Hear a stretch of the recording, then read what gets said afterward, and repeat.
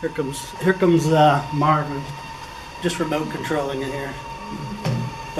And I've recently been building Ubiquity builds. I did the Mate, is that how we pronounce it now? 1604, and learned a lot. Sent an email on the mailing list. Everybody's on the mailing list. So something that I purchased that I think is real handy for the Raspberry Pis is this little LCD screen here. This little LCD screen is a touch screen. And, you know, I tried to go through a lot of different Raspberry Pis and a lot of different micro SD cards and, you know, which side's up and so on and so forth. And the little screen there and this little keyboard are very nice. That's easy for me to spend your money. This is 80 bucks and this is 40 at Adafruit, I believe. But, you know, again, you end up needing a monitor and a keyboard. And this just makes it handy. And it fits conveniently into the Nito bot vac, which incidentally is a wonderful vacuum cleaner too. Thank you very much. Thank you very much. Advertising fee.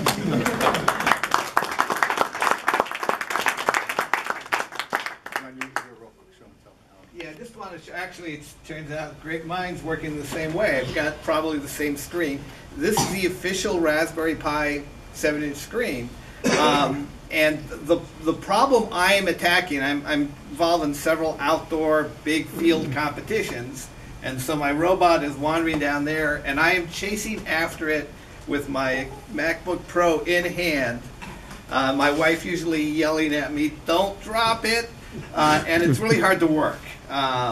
So what my goal is, certainly by Robo Magellan time, is to have this on a frame around my neck like the RC Flyers do.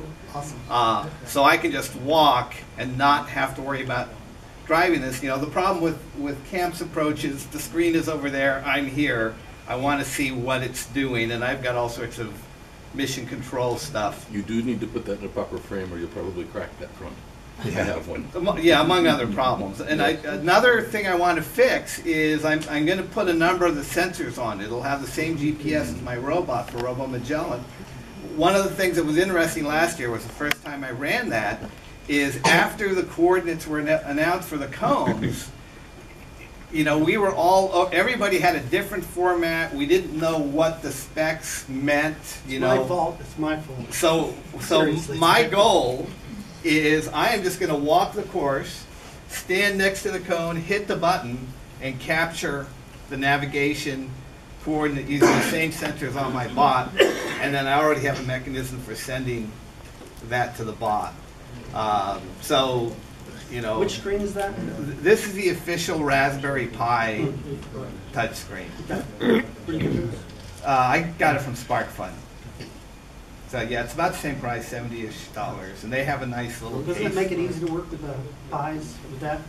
Well, you need screens. You know, I mean, it's, you know, I hardly work on my robot because I'm doing all this system administration stuff because I now have 3 bots and about 15 Raspberry Pis doing different things, and it gets really boring. You know, doing git clone, git clone, git clone on every one of those, not to mention updates.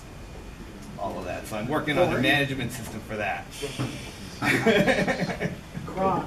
How good.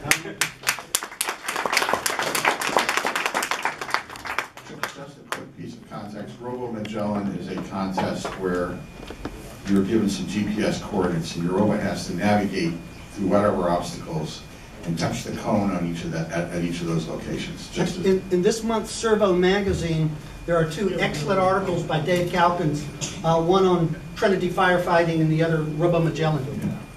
so, just so for people who didn't know. Okay, that's going to be it for show and tell.